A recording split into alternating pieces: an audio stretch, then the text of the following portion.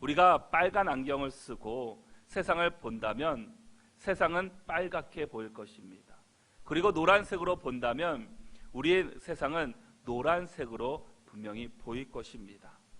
우리가 어떤 관점으로 어떤 눈으로 보느냐에 따라서 우리의 세상은 달라진다라는 겁니다. 오늘 본문의 말씀은 이스라엘 백성들이 이제 출애굽하여서 1년 반 정도, 1년 6개월이 지난 시점에서 일어난 일들입니다. 이스라엘 백성들은 지금 가데스 바네라는 곳에 머물고 있습니다. 그런데 이곳이 매우 중요한 곳이기도 합니다. 앞으로 더 나아가서 가나안 땅을 향해서 나아갈 것인가, 아니면 이 돌아온 길로 다시 돌아가서 애굽의 종 노예 생활을 다시 할 것인가, 아니면 그냥 광야에 정착하여서 그냥 살 것인가, 어떻게 할 것인가를 결정해야 되는 일입니다. 그런데 오늘 본문에 이 12명의 정탐꾼들의 보고는 달랐다라는 겁니다. 10명의 정탐꾼들이 보았던 곳은 견고하고 매우 큰 성읍과 또 강하고 장대했던 가나안 주민들이 살고 있었습니다. 그래서 그들은 크게 두려워했습니다. 우리의 생각으로, 우리의 경험으로, 우리의 시선으로 봤을 때는 결코 안 되는 곳입니다. 가나안 땅을 이스라엘 백성들이 정복하기는 너무나 힘든 땅입니다.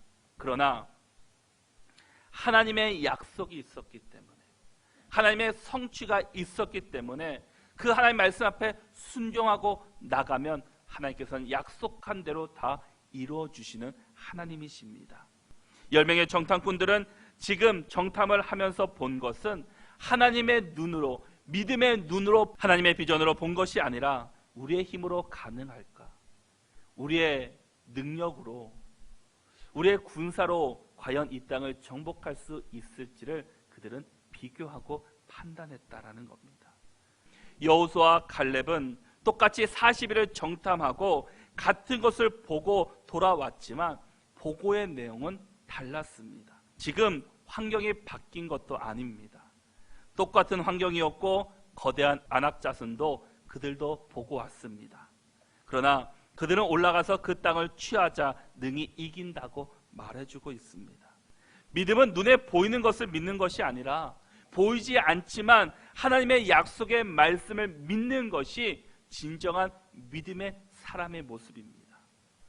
여호수아와 갈렙은 가나안 땅의 성읍과 아낙 자손이 문제가 아니라 하나님께서 그 가나안 땅을 주시리라는 믿음과 그 땅을 취할 수 있도록 함께 하실 것이라는 그 믿음이 그 안에 있었기 때문이었습니다. 하나님께서 우리에게 왜 믿음을 가지라고 말씀합니까?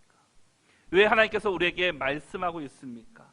하나님을 믿고 의지하면 다른 사람이, 환경이 바뀌는 것이 아니라 우리 스스로가 바뀌기 때문입니다. 우리가 믿음이 없을 때는 우리도 메뚜기처럼 보일 수밖에 없습니다. 그러나 그 안에 하나님이 함께 하시고 하나님 앞에 온전히 섰을 때 우리는 메뚜기가 아니라 강한 용사로 변화된다라는 겁니다. 우리가 믿음의 눈을 들어 주의 뜻을 바라볼 수 있기를 축복합니다. 내 경험과 지식이 아닌 하나님의 눈으로 바라보시고 하나님의 비전과 사명을 발견할 수 있기를 바랍니다.